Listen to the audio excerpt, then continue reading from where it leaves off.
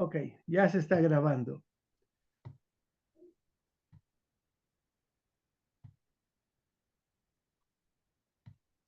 Bien, entonces, en este tema, hermanos, de jurisprudencia eclesiástica, pues vamos a ver los materiales que corresponden a la Constitución y el manual de procedimientos. Y a partir de ellos, pues vamos a ver el libro de disciplina. Vamos a tratar de interconectar los libros para que podamos aprovechar lo mejor que podamos el tiempo. Los que ya tienen sus libros, ténganlos a las manos para que podamos ir participando de este curso, ¿sabe? Bien, entonces vamos a ver Constitución de la Iglesia Nacional, Constitución General de la Iglesia Nacional Presbiteriana de México, el Manual de Procedimientos, ¿sí? El libro de Disciplina y el de Culto y Liturgia, ¿ok? En el de culto y liturgia, pues ese lo vamos a dejar casi hasta el final para hacer algunos comentarios sobre del material que ahí se presenta. Vamos a tratar de hacer un resumen de la Constitución y del manual de procedimientos. Nos vamos a enfocar principalmente a la función de la Iglesia, porque ahí es donde vienen la información para el consistorio y deben de saber también cómo funciona el presbiterio. Entonces, en esas dos cosas nos vamos a enfocar más, aunque vamos a ir viendo otros temas igual durante el curso que tienen que ver con el sínodo y con la asamblea general. Y entre estos vamos a ir intercalando los temas del libro de disciplina, porque varios de los temas están interconectados. ¿De acuerdo? Bien. Entonces, ¿a qué le llamamos constitución? La constitución, entonces, hermanos, va a ser una obra jurídica, normativa y organizacional.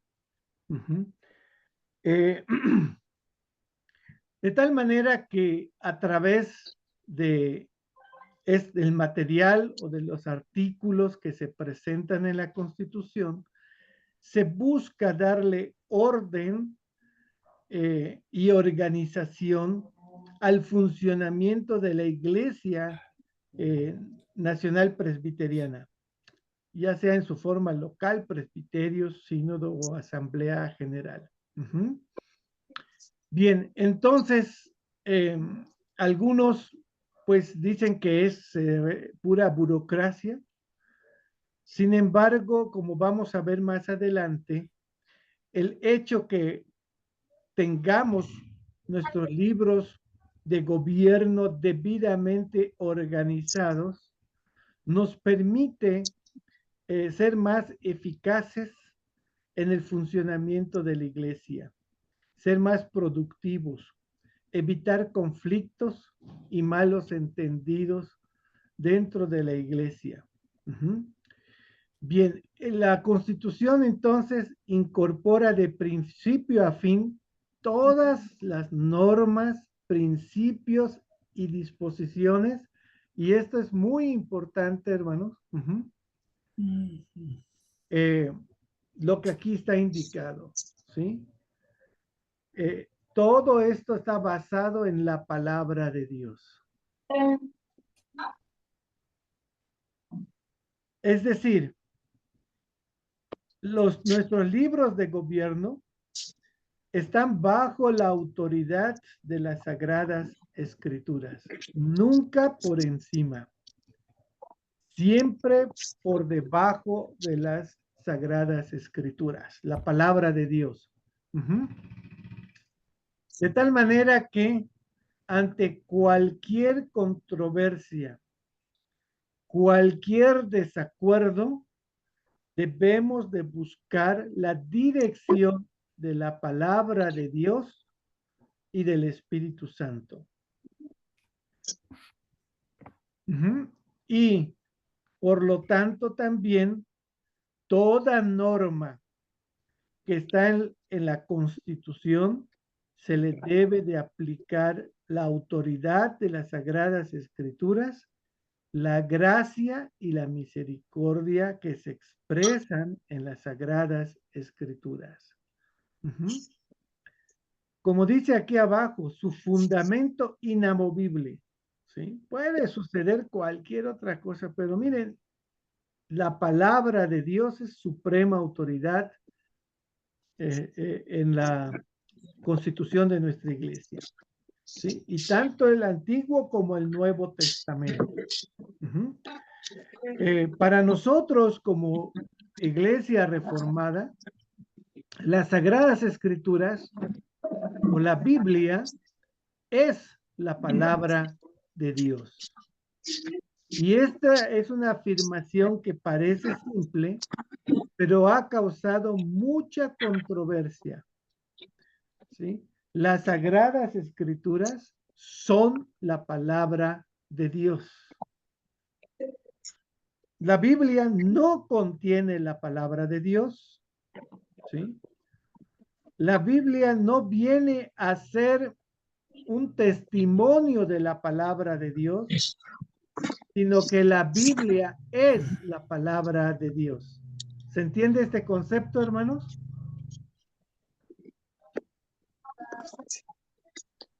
¿Se entiende, Pues hay hermano veces, Víctor? ¿Sí me entendieron?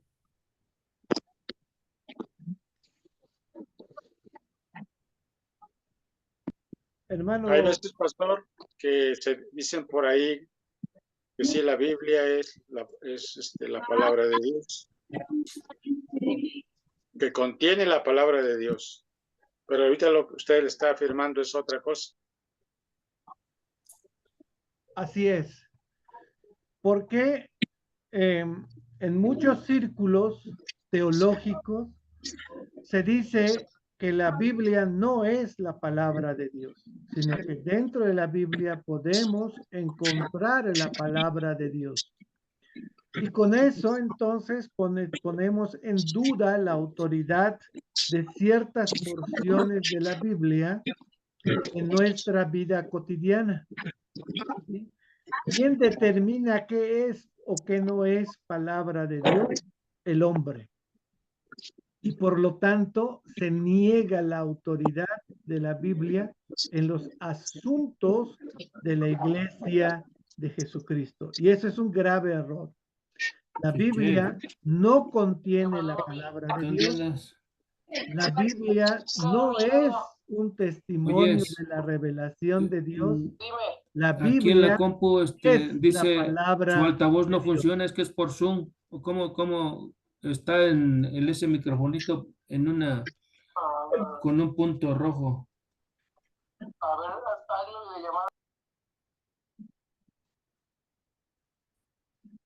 Muy bien.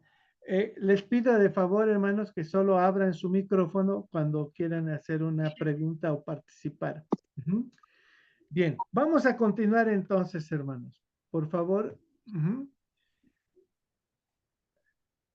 Ahora vamos a ver qué es la ley.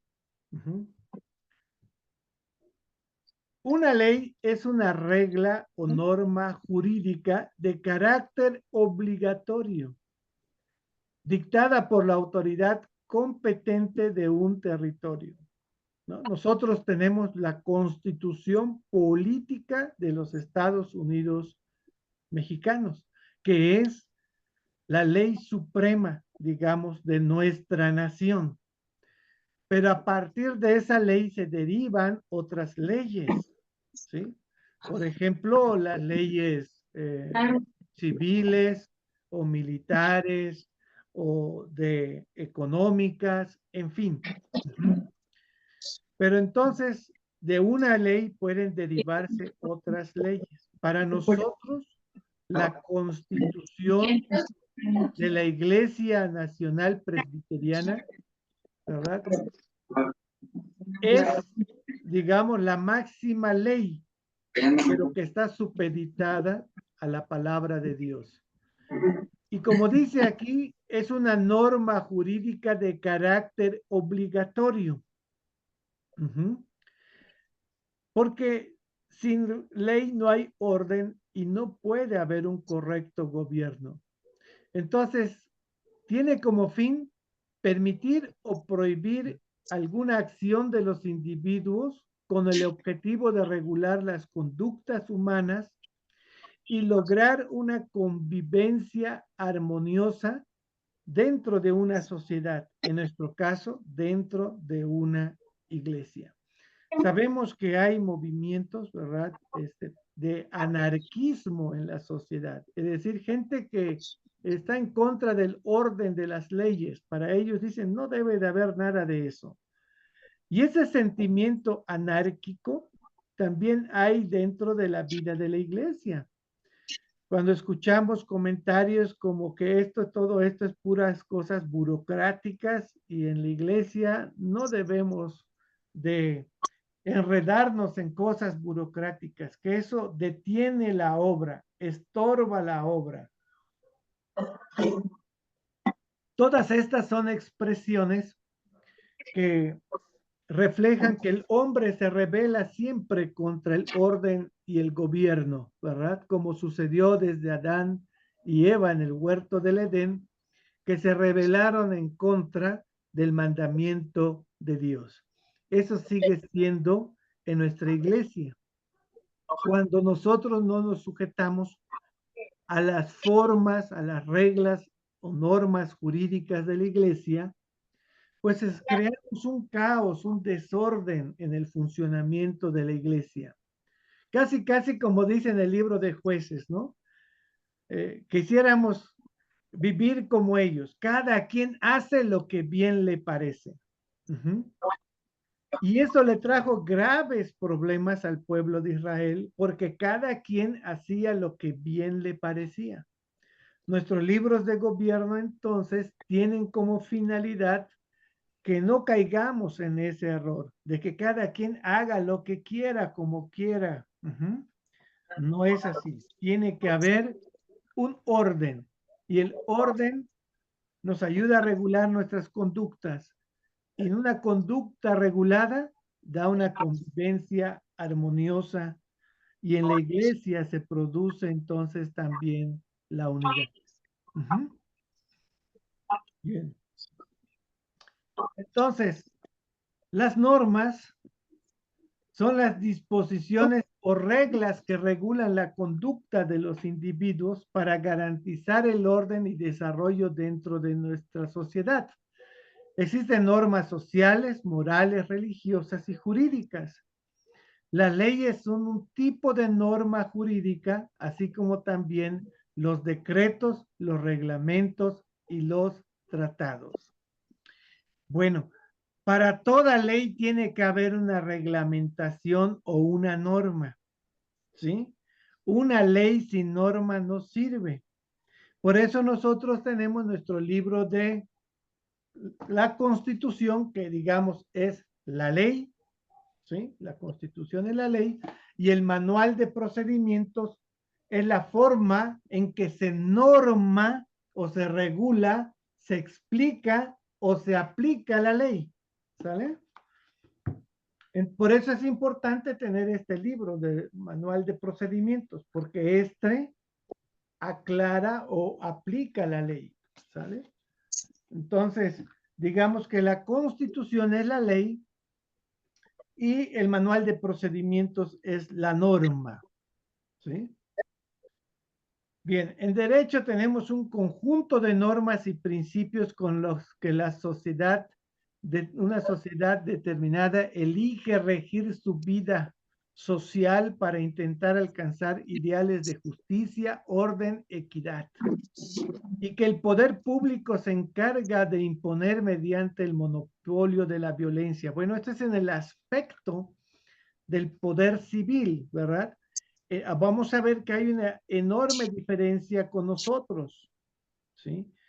Tenemos nuestro conjunto de normas y principios por los cuales a lo largo de su historia, y esto es importante, la Iglesia Presbiteriana en México ha determinado, elegido y visto por su experiencia lo que es más conveniente para el funcionamiento de las iglesias en el territorio nacional. Entonces, sí estamos basados en libros de gobierno de otros países en donde el presbiterianismo es más antiguo que nosotros, pero hay sus particularidades de nuestra iglesia, porque nosotros somos un tanto distintos, ¿verdad? Entonces, algunas cosas de nuestras normas van a ser un tanto diferentes o muy diferentes, por ejemplo, a las de Estados Unidos o las de Alemania o de otro lugar, ¿no? Y somos iglesias presbiterianas. Ahora, de aquí yo quiero que vamos a verlo un poquito más adelante. Cuando nosotros nos estamos refiriendo al término presbiteriano, y anótenlo ahí, hermanos. Ajá. Esto tiene que ver con la forma de gobierno, ¿sí?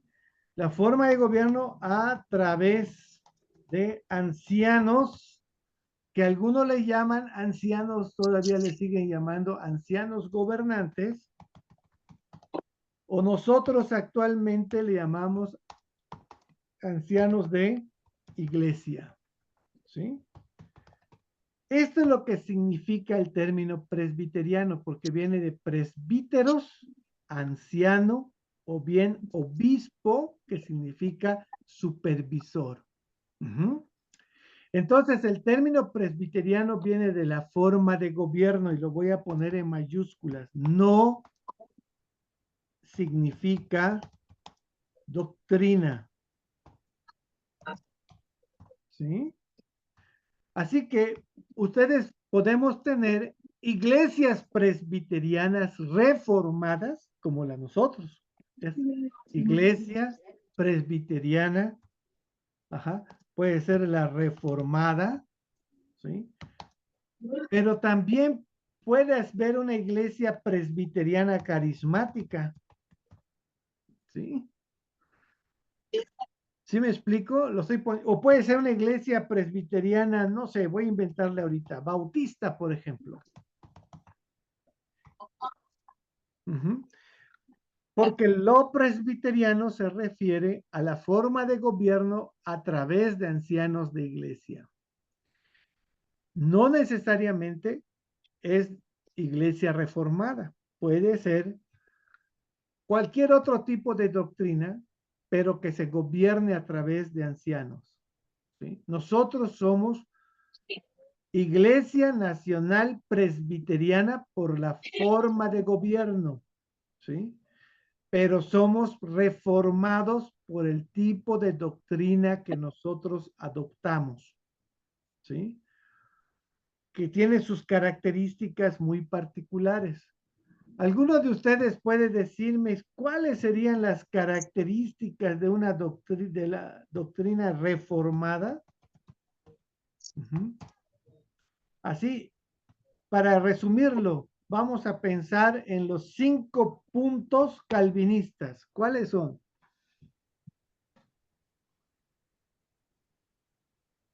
Las 5 doctrinas características de la iglesia reformada, ¿cuáles serían? Depravación total. Bueno, la depravación total Del hombre. Sí. del hombre. No en ese orden, pero también lo que es perseverancia de los santos, expiación limitada. Vamos a ver, entonces, voy a poner aquí perseverancia, ¿no? De los santos, Expiación limitada. La expiación limitada. Faltan 2. Ayúdenle al hermano.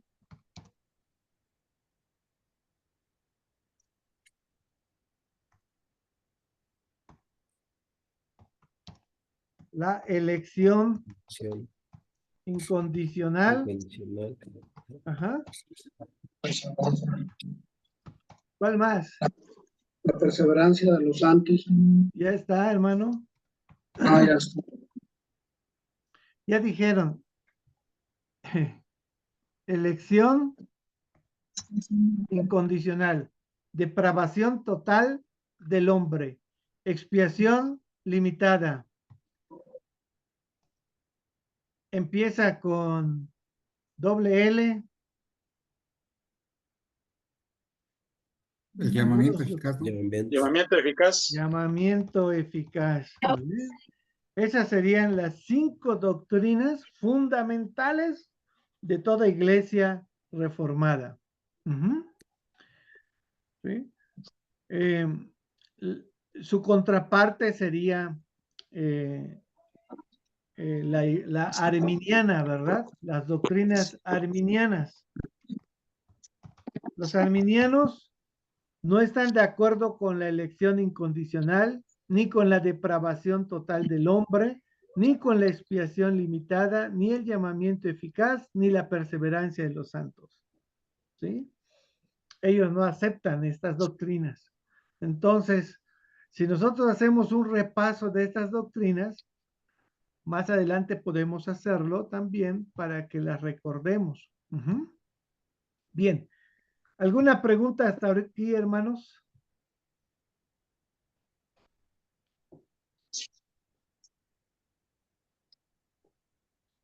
¿Vamos bien? Bueno. Sí. En nuestro libro de gobierno vamos a encontrar un prólogo. Vamos a ver un resumen, ¿no? La Iglesia Nacional Presbiteriana de México es heredera de la reforma del siglo XVI.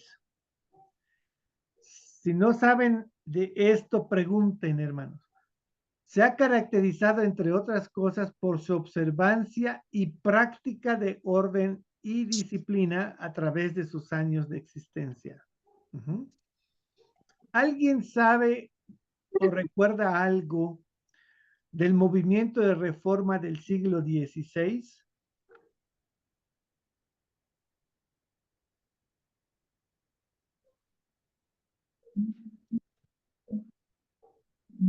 Pues sí, la intención de la reforma surge a raíz de, pues, de lo que, bueno, la intención no era separarse de la iglesia, ¿no? Sino de la iglesia católica o de la iglesia universal, sino que la intención era, pues, volverla a su causa, ¿no? Porque había mucha corrupción, por así decirlo. Se había corrompido. Corrompido.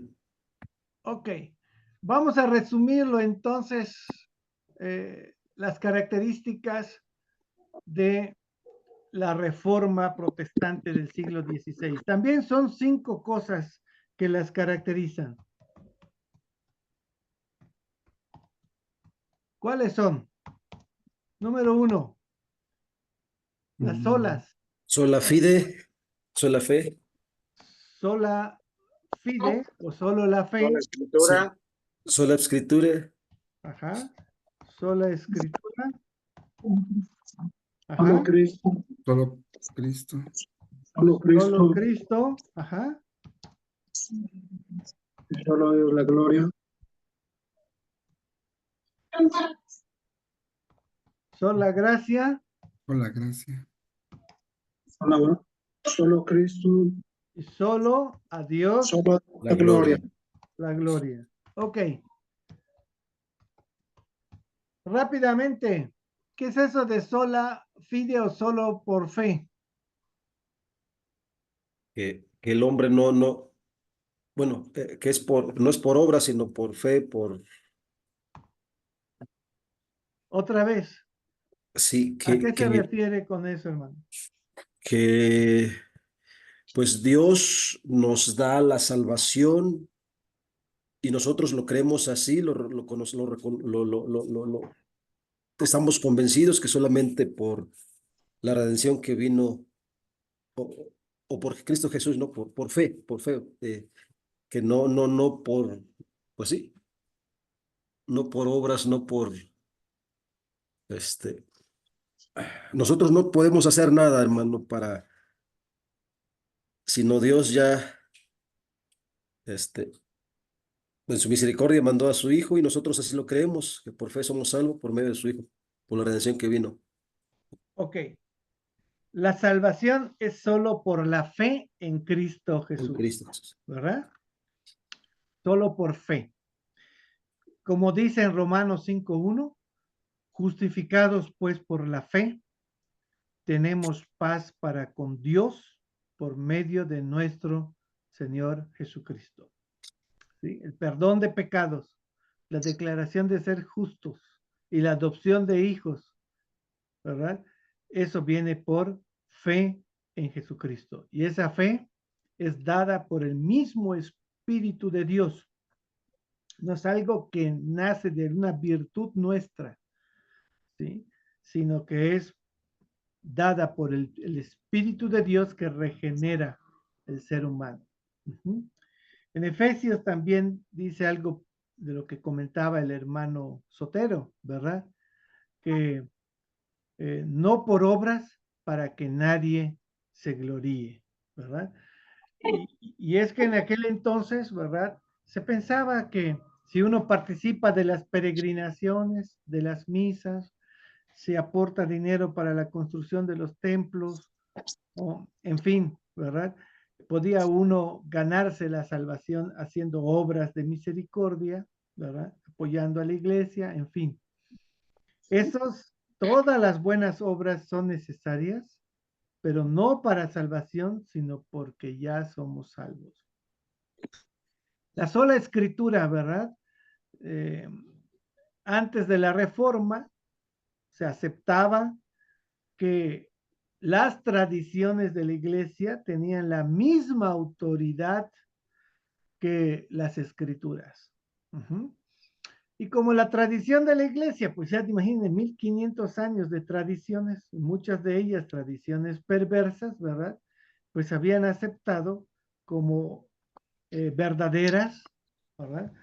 Y por encima, o a veces hasta por encima de la misma escritura, ¿verdad? Entonces, solo la escritura es la única regla de fe y práctica para la vida de la iglesia o para los creyentes. Hay un pasaje en Timoteo que dice algo así, que toda la escritura es inspirada por Dios. ¿Alguien puede completar ese texto? ¿Recuerdan dónde está?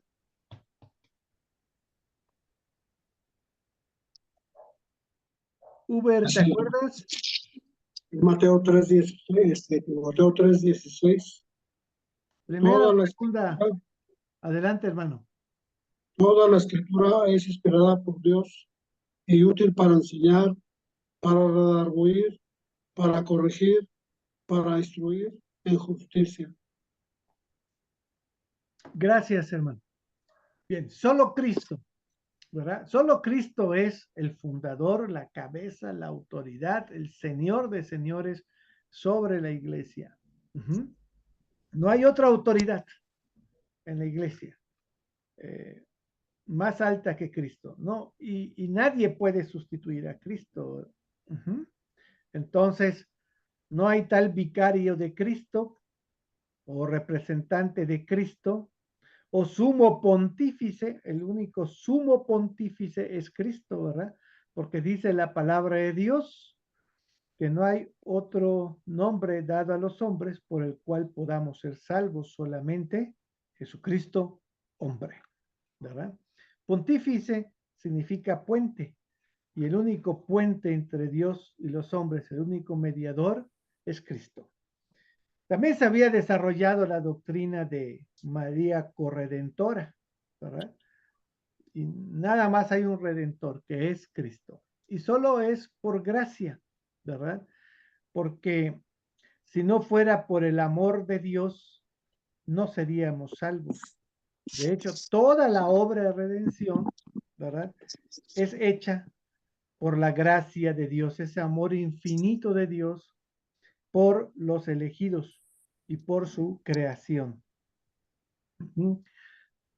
Toda la salvación, toda la obra de salvación, lo que conocemos como el orden de salvación o ordo salutis, está supeditado, subordinado o deriva de la elección, ¿sí? De esa elección incondicional de que hablábamos hace un rato. ¿Mm? Y bueno, solo a Dios la gloria, ¿verdad? Nadie más es digno de ser glorificado o alabado dentro de la iglesia. Bueno, esos son los principios entonces, o sobre los cuales nosotros estamos fundados. Solo a Dios la gloria. Cuando el hombre busca agradar al hombre en el culto, ya no le está dando solo a Dios la gloria, sino está buscando glorificar al hombre. En las predicaciones o en los cultos, en las denominaciones, donde la predicación se enfoca principal o casi 90% a sobre resaltar las cualidades humanas, la superación personal, la vida moral, en fin. No se está predicando a Cristo, se está predicando al hombre. No se le está dando solo a Dios la gloria y se cae en idolatría. Cuando la alabanza busca mantener contentas a las personas, excitadas, extasiadas, antes que agradar a Dios, ¿verdad? También se está cayendo en un tipo de idolatría. Y es precisamente de donde salimos como iglesia reformada, ¿verdad? Entonces, el principio fundamental para lo que dijimos antes es su reconocimiento de que el Dios de la Biblia es un Dios de orden. Una expresión concreta y tangible del orden de Dios en el mundo es y debe de ser la iglesia. Porque la iglesia es el cuerpo glorioso de Cristo, así como lo están viendo ustedes en el material, ¿verdad? Y el ser humano es imagen de Dios, tiene cualidades de los atributos de Dios que nos comunicó. Somos imagen de Dios en ese sentido, en amor, misericordia, verdad, justicia, sabiduría, conocimiento, ¿sí? Misericordia, bondad, gracia. Todas esas cualidades Dios las ha depositado en nosotros y nosotros como seres humanos, creyentes o no creyentes, somos imagen de Dios. Los no creyentes tienen una imagen distorsionada. Los creyentes, una imagen restaurada y en proceso de restauración. ¿Sí? Si Dios es orden, nosotros, siendo imagen de Dios, debemos de ser ejemplo de orden. Y a veces es lo que menos hay en la iglesia, ¿verdad? Orden. Tenemos orden en el culto, y en algunas iglesias ni siquiera hay orden en el culto, ¿verdad? Pero no tenemos orden en nuestra organización. ¿Sí me explico? Vivimos una vida desordenada. Bueno, entonces, precisamente necesitamos de los libros de gobierno y necesitamos del consistorio y de la junta de diáconos para poder llevar una organización de orden. Porque eso es importante, fíjense. La iglesia, hermanos, la iglesia de Jesucristo, lo voy a poner así porque chispas. Ajá. Ahora hay todo tipo de iglesias, pero la iglesia de Jesucristo es un organismo y también es una organización. Ajá. ¿Qué ideas se les vienen a la mente cuando yo les digo que la iglesia de Jesucristo es organismo y es organización? Adelante, hermanos.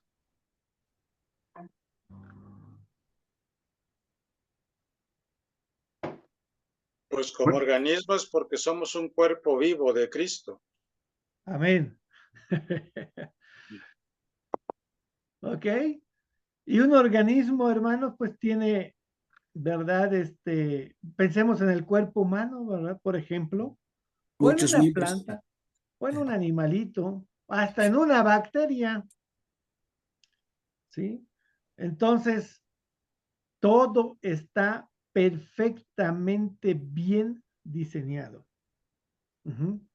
Pensando en el cuerpo humano, solamente pensando en los componentes, ¿verdad? Como organismo tenemos ojos para ver, boca para comer, para degustar, olfato para oler, ¿verdad?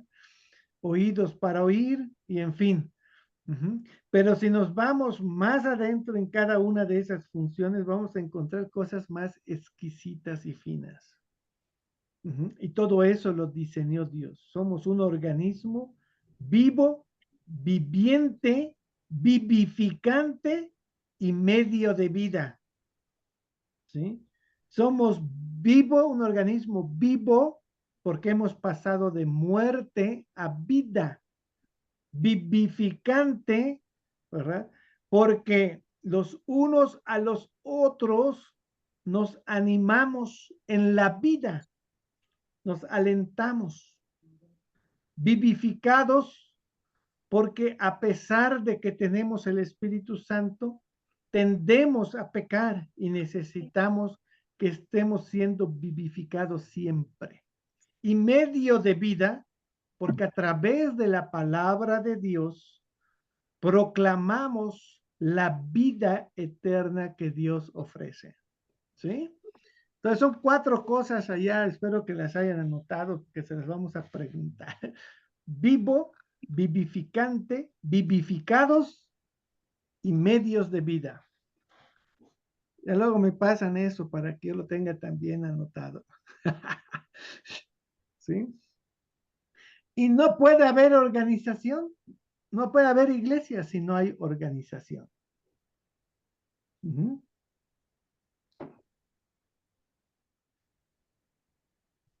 Estimado Uber, ¿cómo vamos?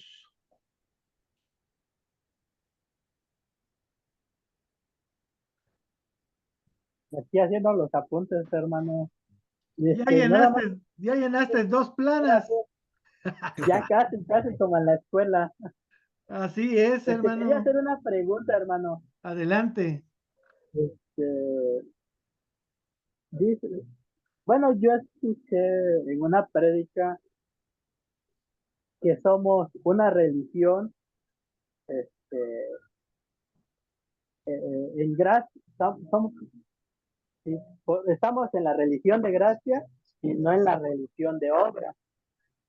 Ok. ¿Qué tan cierto es esto? Muy bien. Mira, vamos a poner religión desde el punto de vista positivo bíblico. La religión es relación con Dios. Una relación con Dios, ¿verdad? Que que inicia con Cristo, ¿verdad? Con la fe en Cristo. Y esa relación se va construyendo, así como cuando alguien se acerca, bueno, aquí es puro varón ahí, ¿verdad? Buscamos una novia, nos acercamos, ¿verdad? Inicia, empezamos a conocernos. Y hay una relación, hay comunicación, hay plática, hay convivencia, ¿verdad? En fin, todo lo que sabemos que practicamos, ¿verdad? En ese aspecto. Entonces, la religión es una relación. Yo le pondría así, una nueva relación. ¿Sí? Porque estamos relacionados con Dios, aunque no somos creyentes, pero es una relación de enemistad, de rebeldía. Y en la nueva relación cambia eso, inicia con la fe en Cristo Jesús, ¿verdad? Ahora, ¿cómo inicia? Inicia por la gracia de Dios, ¿ok? Si no hay gracia, no hay nueva relación. Entonces, es por gracia. Sin embargo, fíjense que esto es interesante, ¿verdad? Ya siendo salvos, ya siendo salvos, ¿qué sucede, hermanos? Necesitamos las obras justifican nuestra salvación. ¿Sí? Por la fe en Cristo somos justificados. ¿Ok? Porque es por gracia. ¿Sí? Pero una vez que venimos a los pies de Cristo, las obras justifican nuestra salvación. Son dos aspectos de la palabra justificación. La primera, que es esta, ¿sí? Justificados, se está refiriendo a que somos declarados justos, es decir, santos. La palabra justificados, en su primera acepción, significa que somos santos, somos declarados justos y somos adoptados hijos de Dios. En la segunda parte, que es como la tiene también el libro de Santiago, muéstrame tu fe sin obras y yo te mostraré mis obras por mi fe, dice, ¿no? Entonces, esta palabra justificar aquí, que justifica nuestra salvación, diríamos de otra manera, demuestran que somos salvos. Ajá. Entonces, cuando nos dicen que somos una religión de gracia y no de obras, pues es una idea incorrecta, porque venimos a salvación por gracia. Pero tenemos el enorme compromiso y responsabilidad de Dios, delante de Dios, de hacer buenas obras.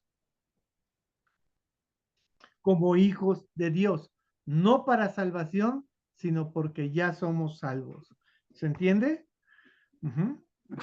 Ahora, siempre decimos que la salvación no es por obras. ¿Sí? Y es correcto, pero es incompleto. Porque la salvación sí es por obras. Ándale. Ahorita me van a tachar de hereje. ¿Ya? Lo voy a poner aquí así. La salvación sí es por obras. Pero es por la obra de Cristo, hermano. Exactamente, hermano Lauro, ya me ganó la idea. Yo quería meter en problemas aquí a mis hermanos ancianos y diáconos. ¿Por las obras de quién? De Cristo. Porque si él no hubiera obedecido perfectamente, ¿verdad? ¿Cómo pudiera ser Salvador? Está disfrutando el hermano Lauro. Así me gusta, hermano. Vamos a disfrutar eso. Yo quería ver su cara de preocupación de los demás, pero me ganaste, hermano. Está bien, está bien. ¿Sí? Cristo obedeció perfectamente la ley. Por eso la salvación es por obras. Si él no lo hubiera obedecido perfectamente, nadie sería salvo. ¿No? Hasta lo decimos en nuestros libros de catecismo y de confesión de fe, ¿no? Como dice, la obra de justificación consiste en que a nosotros se nos imputa, o decir, se nos reconoce a nosotros la obediencia perfecta de Cristo. Por eso somos declarados justos, ¿sí? Porque Dios dice, bueno, por cuanto creíste en Cristo, en mi Hijo, toda su obediencia de Él te la voy a reconocer a ti. Ajá. Entonces, la salvación sí es por obras, Uber. Su carita ya dice, ¿qué me está diciendo este pastor? Sí, pero por las obras de Cristo, no las nuestras. Nosotros no podemos hacer nada para nuestra salvación. Porque aunque obedezcamos un mandamiento, no lo obedecemos de manera perfecta. Y con un mandamiento que no desobedezcamos, todos los demás mandamientos son desobedecidos. ¿Sí? Tendríamos que todos al 100. Con uno que fallemos, ya todo se echó a perder. Pero Cristo hizo esa obra que nosotros no podemos hacer. Por eso la salvación no es por obras que nosotros hagamos, pero es por la obra que Cristo hizo. ¿Sale? Ya estamos hablando de teología, no estamos hablando de caramba, de Constitución. Voy a avanzar en Constitución, porque ya se me va a cumplir la hora, hermano. Bien, avanzamos. Antecedentes históricos. Déjenme borrar esto que...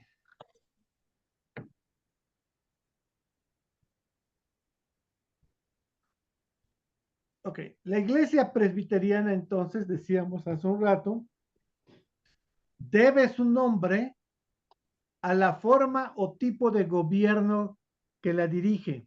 Es decir, es gobernada por medio de presbíteros, que es una palabra que se toma del griego presbíteros, que significa ancianos.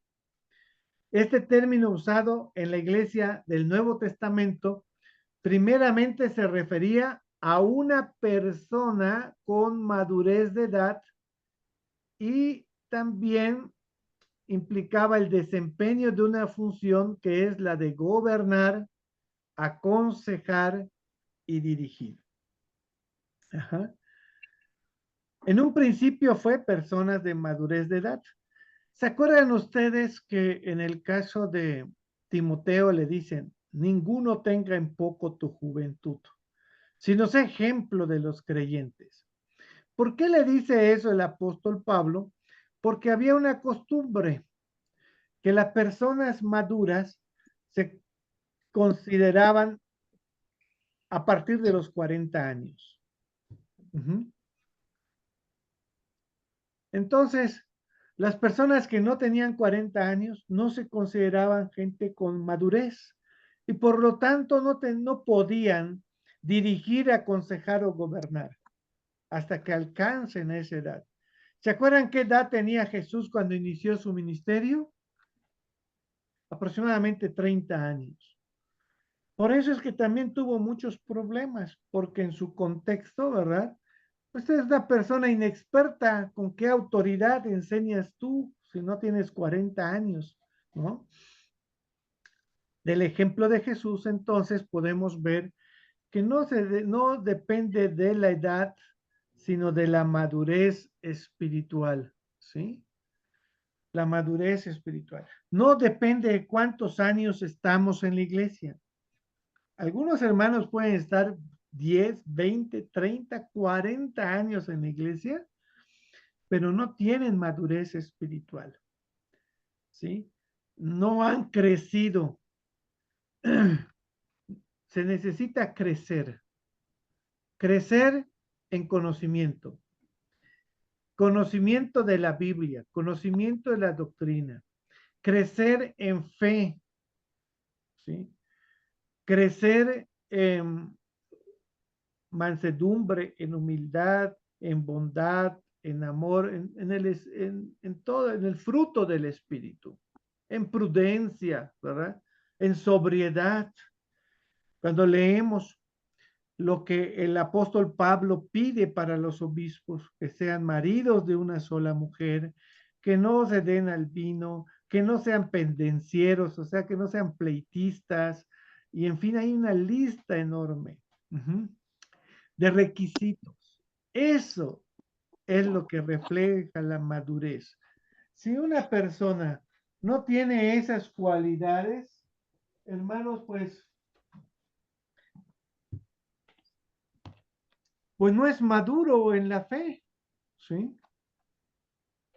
Por ejemplo, si ustedes ven Mateo capítulo 5, versículo 1, vamos a buscar Mateo 5, 1, hermano. Mateo 5, dice el versículo 3, bienaventurados los pobres en espíritu, anótenlo. Una persona, todas las bienaventuranzas que están aquí indicadas, hermanos, es la suma de cualidades que debe de tener una persona madura en la fe. Dice, bienaventurados los pobres de espíritu. Es decir, aquellos que reconocen su necesidad de Dios. Bienaventurados los que lloran, aquellos que se duelen por su pecado. Bienaventurados los mansos, aquellos que, teniendo el potencial, el poder, la autoridad y todo para vengarse, para desquitarse, para actuar con ira y lesionar a alguien de cualquier manera, no lo hace. Tiene dominio propio. No se altera, no se irrita, no agrede verbalmente ni físicamente a nadie. Ese es un manso, el que tiene dominio propio. ¿Sí? Bienaventurados los que tienen hambre y sed de justicia, los que buscan agradar a Dios en todo lo que hacen, en palabra, pensamiento y obra. Bienaventurados los misericordiosos, aquellos que tienen compasión, que se duelen de la necesidad del otro, que le entienden, que le comprenden, que le acompañan. ¿Sí? No nada más es aquel que ve la necesidad, sino aquel que obra, ¿sí?, en consecuencia de la necesidad del otro. Puede ser una necesidad económica, una necesidad por salud, una necesidad por falta de trabajo, emocional, espiritual.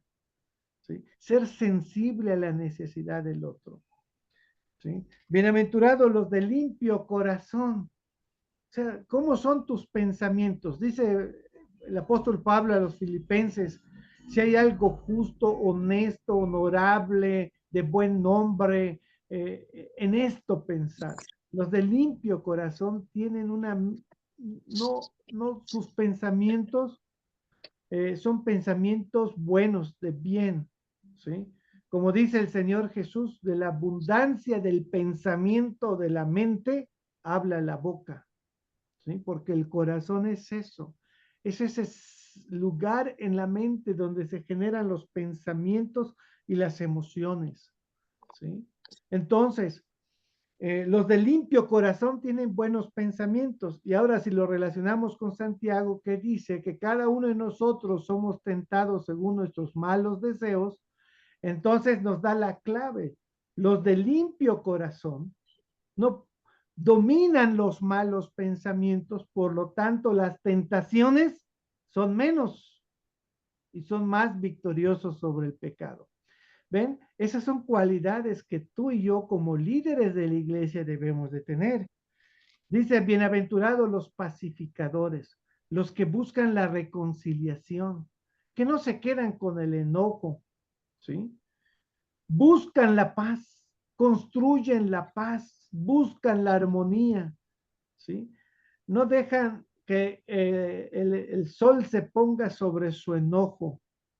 No dejan pasar las cosas, no pasan por alto las ofensas, sino que atienden y resuelven los conflictos que se generen en una relación, en una situación, en la vida de la iglesia, en la vida de la familia. Bienaventurados los que padecen persecución por causa de mi nombre. Otra cosa, ¿verdad? El que es hijo de Dios, el que testifica de Cristo, no solo se testifica de Cristo predicando a Cristo, se testifica de Cristo comunicando palabras de verdad, se testifica de Cristo contando nuestro testimonio y con nuestra vida. Y por eso la gente nos va a despreciar, ya lo decía el Señor Jesús, ¿no? Que somos enviados como ovejas en medio de lobos. Y cuando nosotros vivimos como cristianos en el mundo de hoy, vamos a tener desprecios, menosprecios, agresiones, descalificaciones, en fin, muchas cosas, ¿sí? Bueno, aquí está entonces, súmenle entonces, todas esas son virtudes que debe de tener el hombre de Dios y la mujer de Dios. Y ahora si nos vamos a lo que dice el apóstol Pablo a Timoteo, vamos a buscarlo. Y me gustaría que alguien de ustedes lo leyese, hermanos, nada más la de Timoteo.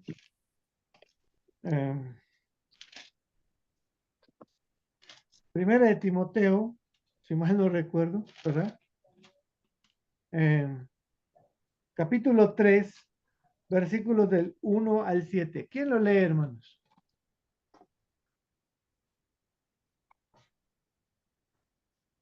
Adelante.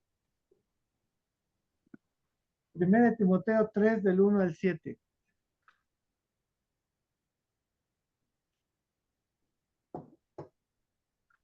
Lo leo, pastor. Adelante, hermano. Dice, palabra fiel, si alguno anhela obispado, buena obra desea.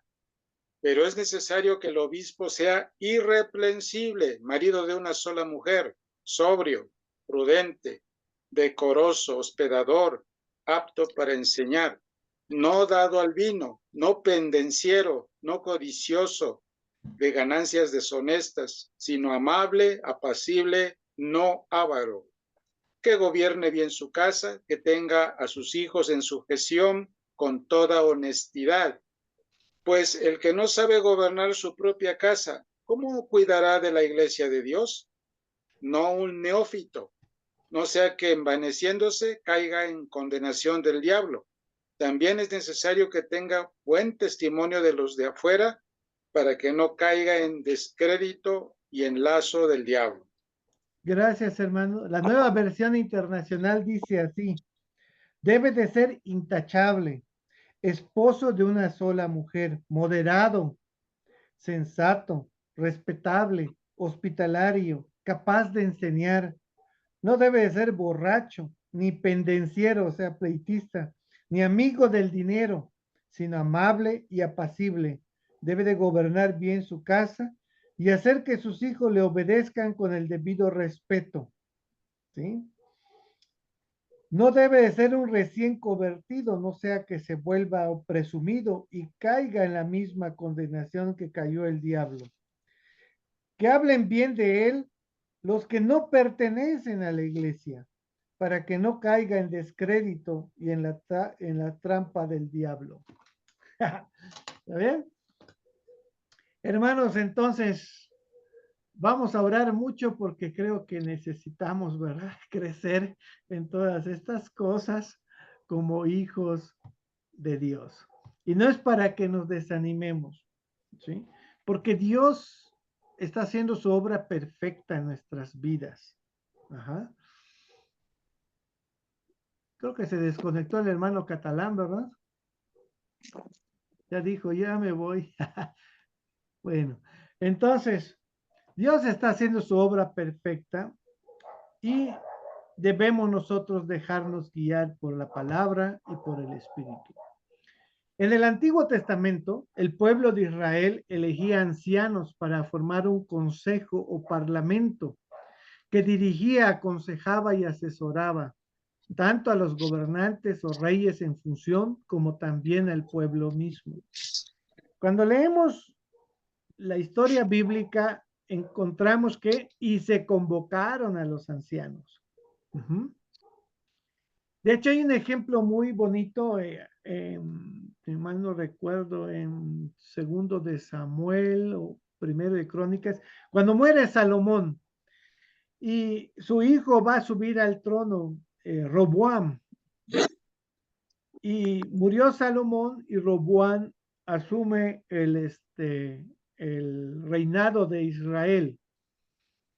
Y se juntó todo el pueblo de Israel y le dijo, oye, Roboam, pues tu papá nos puso una leva muy pesada, ¿no? Ya se terminaron de hacer las construcciones. Considera pues ya no poner impuestos ni tantas cosas que nos pedía tu papá, porque pues ya son otros tiempos, ¿no? Entonces Roboam va a consultar con los ancianos y los ancianos le dicen, hazle caso al pueblo, ¿no? Quita la leva, quita esos impuestos, esos trabajos arduos, duros que puso tu papá. No le pareció bien a Roboam y fue y le pidió consejo a los jóvenes. Y los jóvenes le dijeron, no, al contrario, endurece más tu mano para que tengas dinero y control, ¿no? Y así hizo Roboam, siguió el consejo de los jóvenes y no de los ancianos, ¿verdad? Entonces, pues lo que sucedió fue que se dividió el reino, ¿no? El reino del norte y el reino del sur. El reino del norte se quedó con Jeroboam y Roboam, hijo de Salomón, solo se quedó con 2 tribus. Entonces, hay otros ejemplos en donde vemos, ¿verdad?, que los ancianos no aconsejaron bien a los reyes y también vinieron desastres, ¿verdad? Pero bueno, la elección de ancianos en la iglesia o la elección de ancianos en el Antiguo Testamento, pues es parte de la democracia, ¿sí? Porque es una elección, se tenían que elegir ancianos, buscar quiénes eran los más aptos y entre los aptos, ¿verdad? Por opinión del pueblo, el pueblo ve su conducta, ve su forma de ser, ve su sabiduría, tienen buen testimonio y dicen, a este elegimos. Ajá. No dudo que también pudieran haber elecciones por simpatía, ¿verdad? Pero bueno, la idea era que buscaran hombres sabios. El orden presbiteriano entonces tiene que ver con esto, con el gobierno y nuestras normas de disciplina que los ancianos deben de ejecutar en la vida de la iglesia. ¿Sí? El orden y normas tienen sus raíces históricas en la Reforma protestante del siglo XVI. Normas para la vida, ¿verdad? Normas para la estructura de la iglesia y también, ¿verdad?, la doctrina de la iglesia. Todo esto basado en las escrituras. Es producto entonces de la reforma de la iglesia del siglo XVI. Normas para la vida, normas para la estructura de la iglesia y doctrina para la iglesia. Todo eso se generó en el movimiento de reforma del siglo XVI. Bien. Juan Calvino, ¿verdad? El gran reformador de Ginebra, en el libro 4 de la institución de la religión cristiana, ¿verdad? Ahí vamos a encontrar también normas para la vida de la iglesia. Aquí hay otros nombres medio raros, ¿verdad? De gente que contribuyó en el desarrollo de la administración de la iglesia. El presbiterianismo como tal apareció en Escocia en 1558. Ese dato lo tienen que tener anotado. El presbiterianismo entonces no aparece con Juan Calvino, ni con Lutero, ¿verdad? Sino en Escocia, con John Knox o Juan Knox en 1558. En 1568, 10 años después, Knox y sus colaboradores presentaron ante el Parlamento de su país, así como la Cámara de Senadores, el primer libro de disciplina de la Iglesia Presbiteriana. Anote ese dato, sí es importante.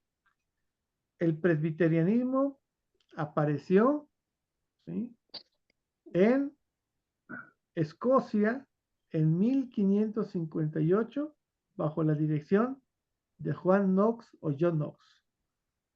¿Ok?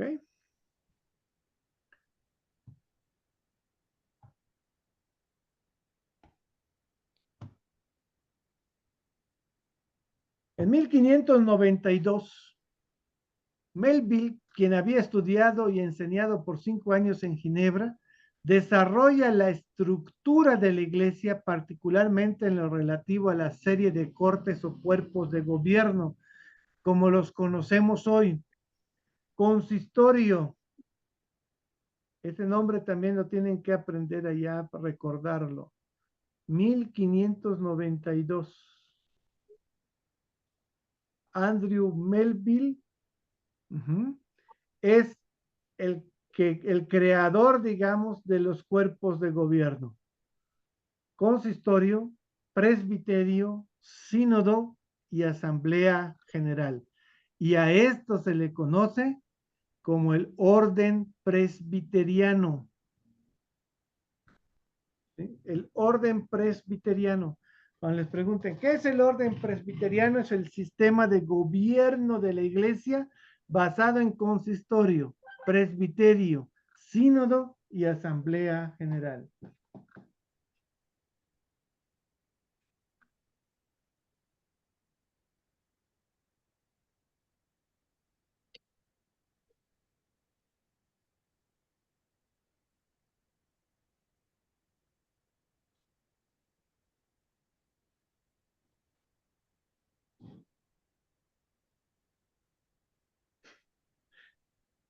Muy bien. ¿Ya copiaron eso, hermanos?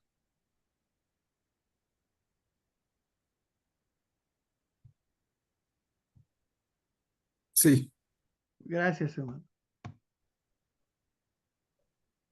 Posteriormente, la Iglesia Presbiteriana de Estados Unidos de Norteamérica adoptó los documentos de las iglesias presbiterianas de Escocia, Inglaterra y Ginebra y elaboró sus propios documentos de gobierno, disciplina y fe.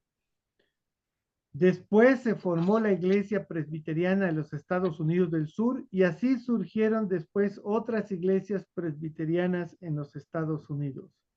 Eso es más o menos lo que le decía al principio, ¿verdad? Uh-huh. Cada iglesia presbiteriana tiene sus documentos de gobierno distintivos. Uh-huh. Le van modificando algunas cosas. Nosotros hicimos eso. La Iglesia Nacional Presbiteriana de México es fruto de la Iglesia Presbiteriana del Norte y del Sur de Estados Unidos. Uh-huh. Y también de la Iglesia Reformada de América. Este dato que sigue es importante, hermanos, para que lo recuerden ustedes, ¿sí? 1872 es la fecha que se reconoce como inicio formal de la Iglesia Presbiteriana en México.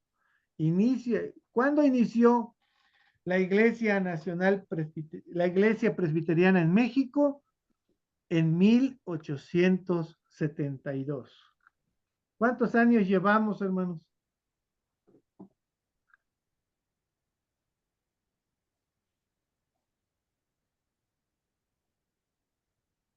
Casi 150 años, ¿no? 130 años más o menos. 152 años, hermanos. Hagan su cuenta, a ver los que son buenos en matemáticas, los que son ingenieros. 152 años. 152 años tenemos como Así iglesia. es. Si Dios nos concede vida, estaremos celebrando los 160 años de presbiterianismo en México. Uh-huh. Bien. Segunda fecha importante. 1947, la Iglesia Presbiteriana de México se organiza en Asamblea General. Noviembre de 1947 se organiza la Asamblea General. Primero teníamos iglesias. La primera iglesia en México, la primera iglesia presbiteriana en México, ¿dónde creen que fue? Estuvo, hermano. En Zacatecas. En Zacatecas, en Villa de Cos, ¿verdad? Luego está el Divino Salvador aquí en México, ¿verdad? Y así fueron surgiendo iglesias y se creó el primer presbiterio, luego el primer sínodo, y ya después, hasta 1947, casi un siglo después, ¿verdad? Se organiza la Asamblea General en noviembre de 1947. ¿Ok? Noviembre de 1947 se organiza la Asamblea General de la Iglesia Nacional Presbiteriana en México. Bien, Entonces, el gobierno de nuestra iglesia es un gobierno eclesiástico, decíamos. Se basa en el gobierno de presbíteros o ancianos de la iglesia y comprende los siguientes aspectos: la iglesia, sus miembros, sus oficiales, sus cuerpos, sus organizaciones. Ujú.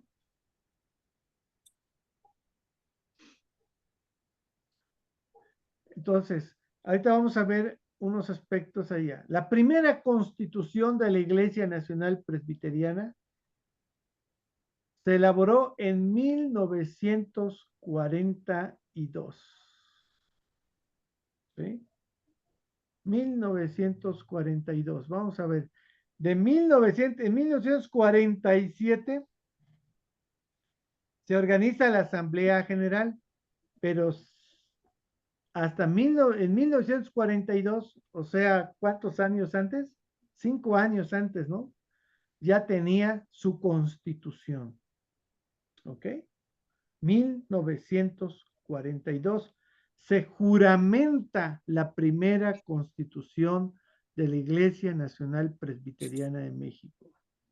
Y esto es importante, hermanos, porque cuando se juramenta una constitución, los representantes de presbiterios y sínodos, ¿sí?, que asisten, están jurando cumplir y hacer cumplir la Constitución, a someterse a los lineamientos de las leyes y normas que se establecen en la Constitución. Y estos representantes están representando a toda la iglesia junto con sus congregaciones y misiones. Es decir, ellos están jurando a nombre de sus iglesias, congregaciones y misiones representadas. Dicho de otra manera, toda la iglesia, en este sentido, ha jurado adoptar la Constitución como su libro de gobierno, de orden, su ley a la cual se tiene que someter. 1942. Como asociación religiosa, ¿sí?, se hizo un registro el 9 de octubre de 1956. Ajá. En la Secretaría de Gobernación. 1956. Un año antes de que se organice la Asamblea General. Y queda registrada con el número SGAR, que quiere decir SGAR, es Secretaría de Gobernación Asociación Religiosa 12693. Esta es el registro de la Asamblea General.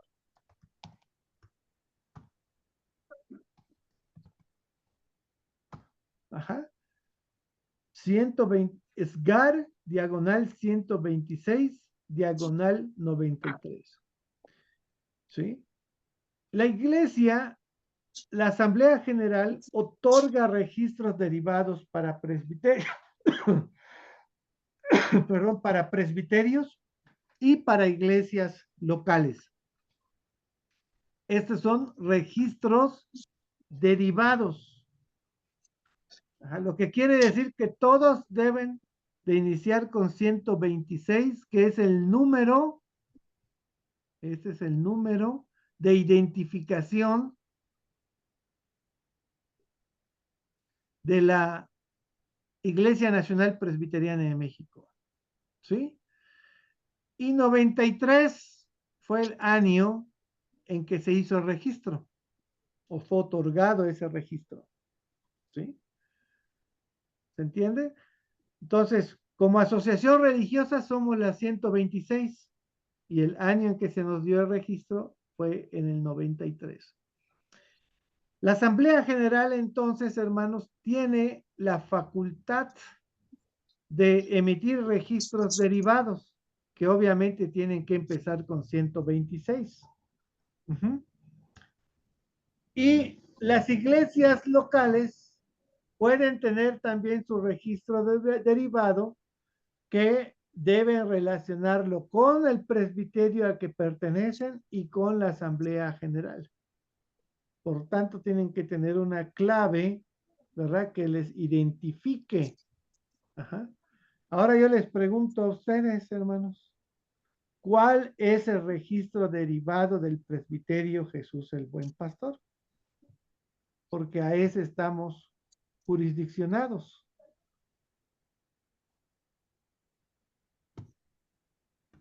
¿Cuál es el registro derivado de tu presbiterio, hermano? ¿Quién es el valiente que dice yo?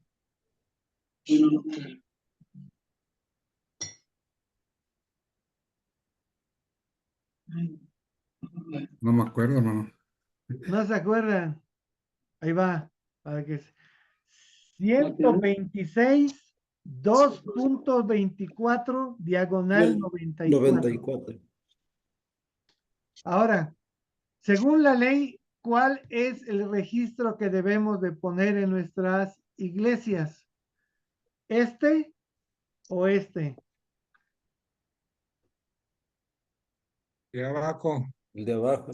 El de abajo, claro que sí, ¿verdad? Este es el que debemos de poner y debe decir así: Iglesia Nacional Presbiteriana de México, ¿sí? H Presbiterio, bueno, en el caso de nosotros no es H, ¿verdad? Presbiterio Jesús el Buen Pastor AR, ¿sí? SGAR 126-24, diagonal 94, Iglesia Lluvias de Gracia. Bueno, al revés, ¿verdad? Es Presbiterio Jesús el Buen Pastor, SGAR 126, 2.24, diagonal 94, y abajo, Iglesia Nacional Presbiteriana de México, Lluvias de Gracia. Así viene en el boletín, en el orden de culto. Así bien, hermano, dice Presbiterio Jesús el Buen Pastor primero. Ah, no, hermano. Dice Iglesia Nacional Presbiteriana y ya. AR, Lluvias de Gracia y ya el registro.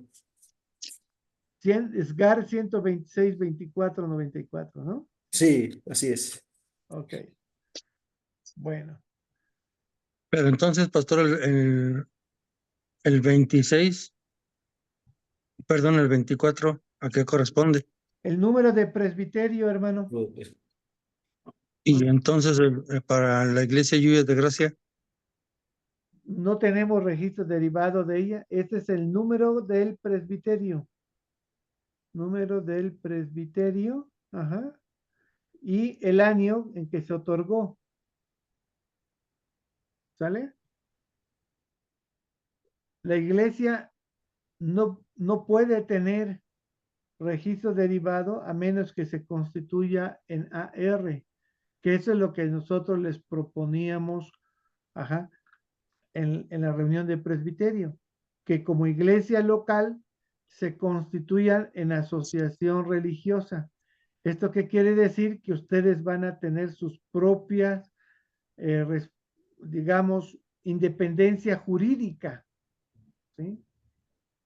Porque ya son AR, ya no van a necesitar de representante legal de la iglesia, sino que ustedes o la iglesia local, al tener su registro derivado, va a tener sus propios socios, su representante legal, sus estatutos, su reglamento interno y todo lo que se pide para una asociación religiosa, que eso lo vamos a ver más adelante. ¿De acuerdo?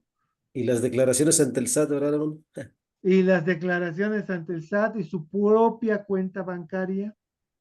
Ajá, todo ya es de usted, todo sería de la iglesia. Ajá. ¿Sí me explico?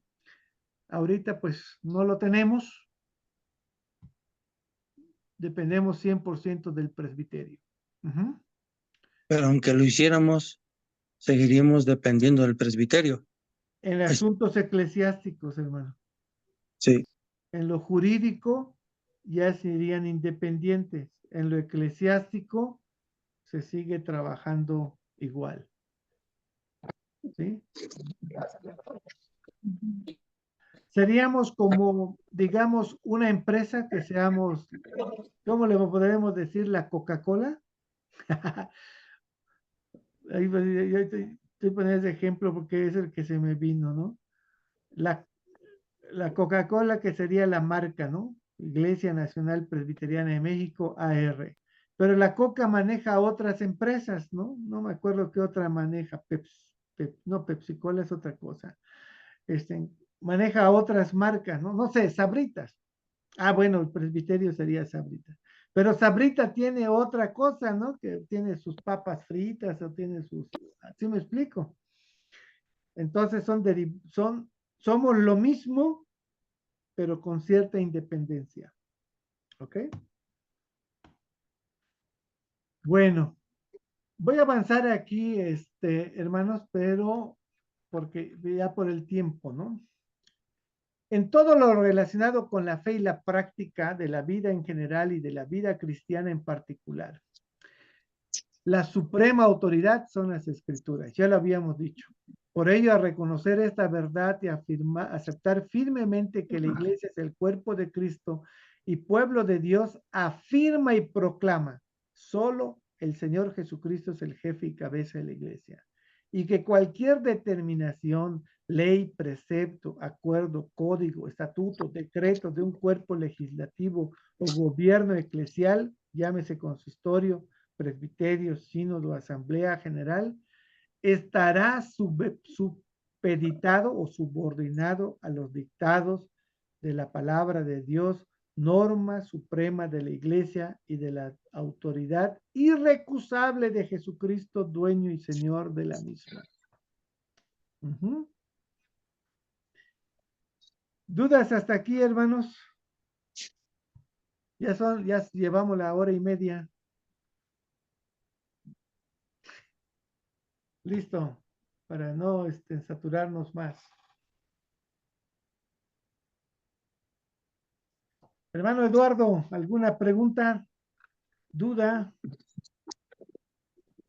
Si me estoy yendo rápido, ustedes me deben detener, hermano. Hermano, está yendo usted muy rápido, no se pase. Va a quedar grabado este estudio. Sí, hermano.